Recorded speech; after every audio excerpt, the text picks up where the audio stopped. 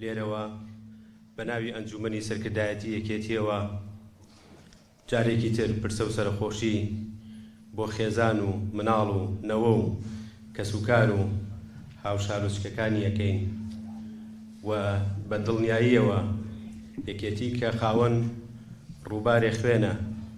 و هەروەها ڕووبارێک فرمێسکیشە درێژە پێدەری ڕێبازی تێکۆشەرەکانیە بێ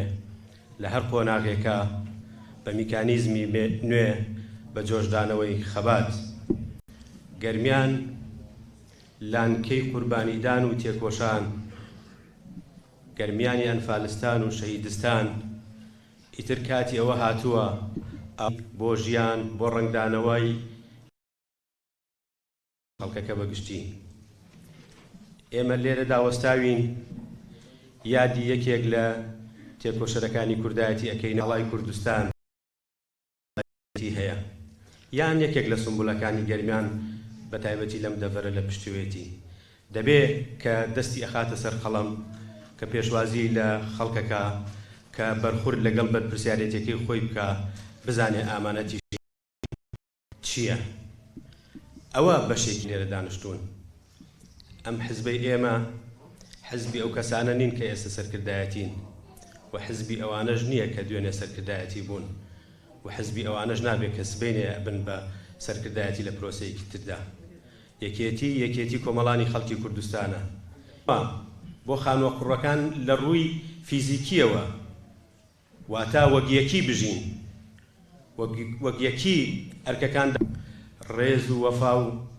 ئەمەک بۆ هەموو تێکۆشەرەکانی کوردستان بە تایبەتیش تێکۆشەرانی گەرمیان کە ئەچیتە هەر جێیەک لە هەر شوێورەکانە کرا باسی ئەوە کرا کە دابان هەلاج بە یەکەم فرمێسکی ئیسماعیل عەتراز توانرا ئەو شاخە گەورە و ئەو داستانە گەورەی لە دوای تێکچوونی مفاوەزات تۆمار بکە کرا باسی نیوە کوڕە کرا ناوەکان چەند بێنین بە سەعاتێک تاوا نابێت تەنیا لە سوارچێوەی بۆشەر و پێشمەرگەدرینەکان بین. لەم ڕۆوە بە ناوی ئەنجومەنی سەرکردایەتی یەکێتیەوە جارێکی تر بەڵێن بە ئێوەی تێکۆشەر ئەدەین. کاری ئەنجومەنی سەرکردایەتی یەکێتی نیشتمانی کوردستان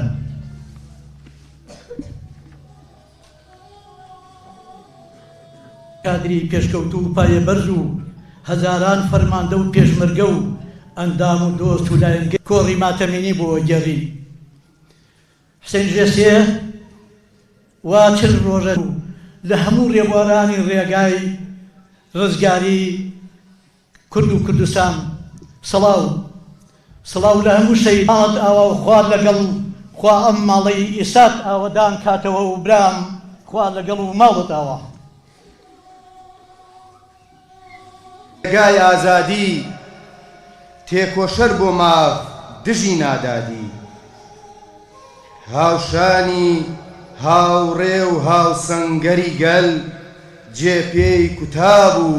سەنگەر و سەرکەل تۆ کە خۆت زادەی ڕەند عەلیخانی بەڕێزان ئێسایش وتەی بنەماڵە لەلایەن زۆر بەڕێز دکتۆر ئاسەوە دەخوێنرێتەوە با بەڕێزیان بفەرمێت.